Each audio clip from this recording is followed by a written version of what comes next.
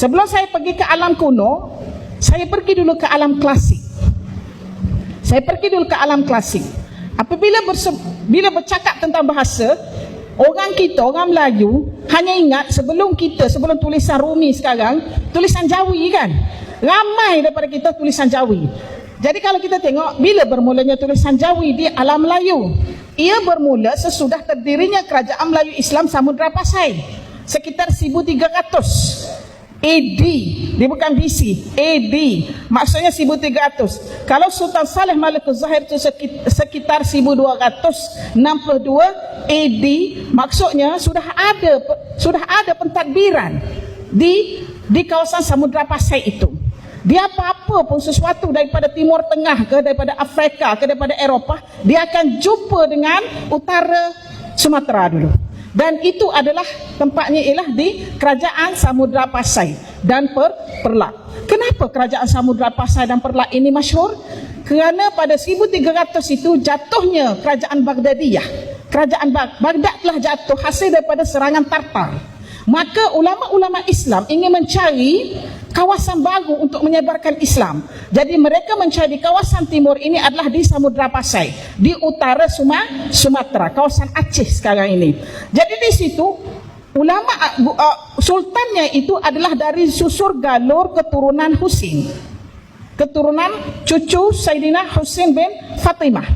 Daripada situ mulalah kerajaan Osmaniyah. Kita kena ingat pembentukan kerajaan Osmaniyah bermula 1299 dan berakhir 1922. 1924 itu secara rasmi collapse. Jadi ketika itu kini permulaan kerajaan Osmani, maka kerajaan Osmani sebenarnya telah menghantar ulama-ulama Islam untuk mengislamkan kawasan ini.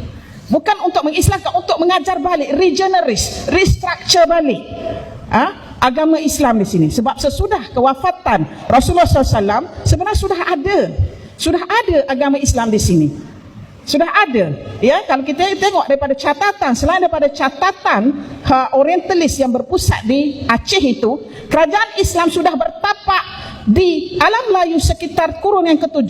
Kurun yang ke-7 bermaksud 600 Masihi. Maksudnya di zaman Rasulullah SAW sudah ada alam Islam di sini. Tetapi benda ini tidak dibongkarkan. Dan kita berpegang kepada pandangan orientalis mengatakan ia bermula kurun yang ke-14. Kurun yang ke-14 bermaksud 1300. Itu salah sama sekali. Karena kita dapati bahawasanya para Miswara itu adalah orang Islam. Para Miswara bukan daripada Palembang. Kenapa catatan Summa Oriental oleh Tony Perez itu mengatakan para Miswara daripada Palembang?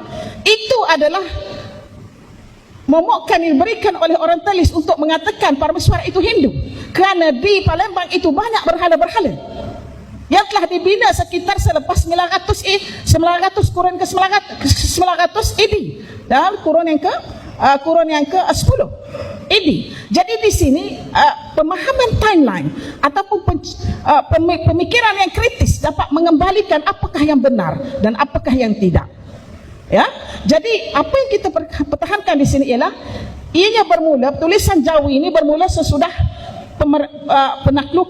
terdapatnya pemerintahan Islam di kerajaan Samudra Pasai itu, yang mana mereka belajar tulisan Jawi. Kenapa? Untuk faham Quran.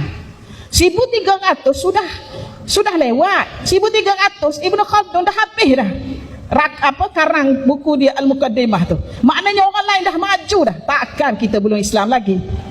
Maksudnya catatan Summa Orientalis itu kita boleh pertikaikan. Ya?